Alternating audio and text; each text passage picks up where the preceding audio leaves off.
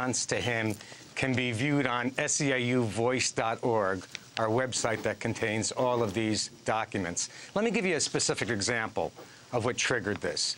About a year and a half ago, we were in bargaining with our nursing home workers, and UHW, our local union, is the second largest union of nursing home workers in the country. We discovered some top-down deals made between SEIU DC leaders and staff with our nursing home employers that exchanged the right to organized ununion homes with template agreements that severely limit the collective bargaining rights of workers, limit their voice to speak up for them and their patients. We constructively, internally, blew a whistle on this and criticized these agreements.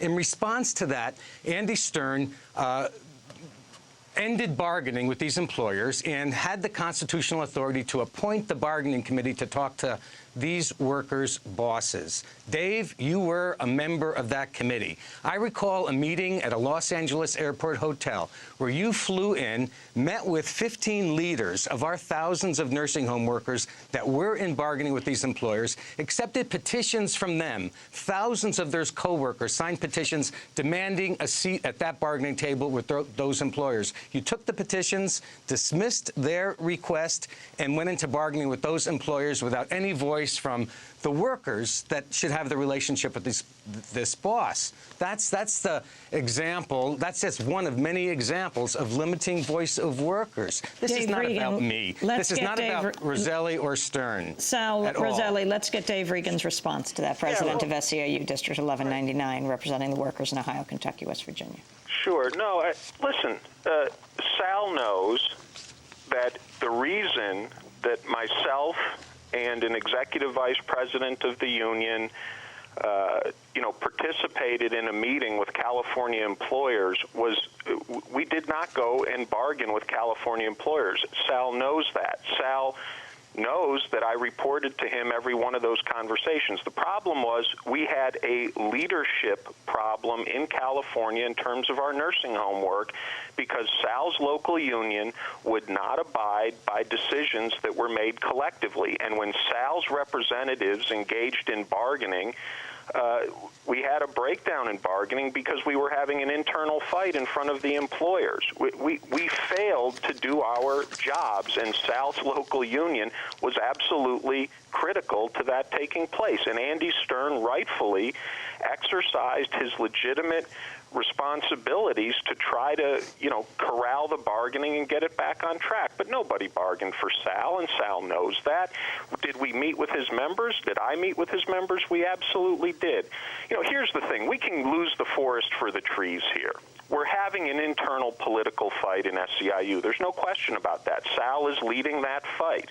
But the fact remains SEIU is organizing more workers in America than any other union. We are improving the lives of more workers through collective bargaining than any other union in America. We're not perfect. We don't claim to be. We struggle every day to get better. And the tragedy of this is Sal Rosselli, because of his personal agenda, is willing to diminish and attack and ultimately, apparently, try to destroy lots of good work that's done by hundreds of thousands and millions of people. I'm a trade unionist. I thought Sal Rosselli was a trade unionist. This is the absolute most despicable kind of behavior that Sal is willing, through his actions on this program in California and other places, to weaken the strength of members of my local union in Ohio and West Virginia and Kentucky. It is contemptible, and it doesn't have anything to do with the principles Sal wants to claim.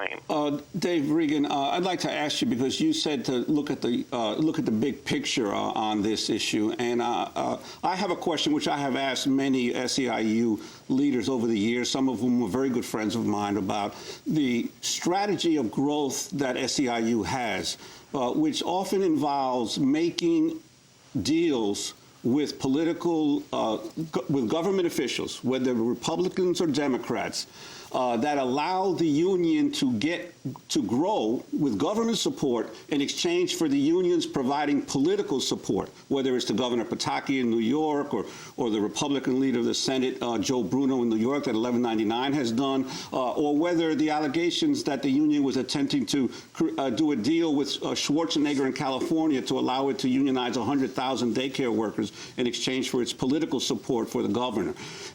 That kind of growth, some people say, is more in the union's membership growth interest, but not in the interest of the overall labor movement or working people in general. How do you respond to that?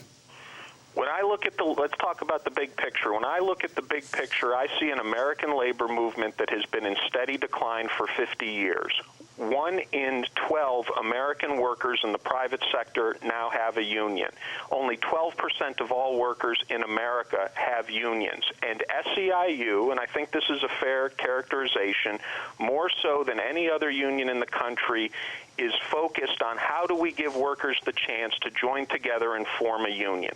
And and we are all the time trying to figure that out in the best way. So the fact that in the last 10 years, literally 1 million American workers have had the opportunity to join our union and improve their lives, and engage in collective bargaining, the results of which always must be ratified by a vote of rank-and-file members.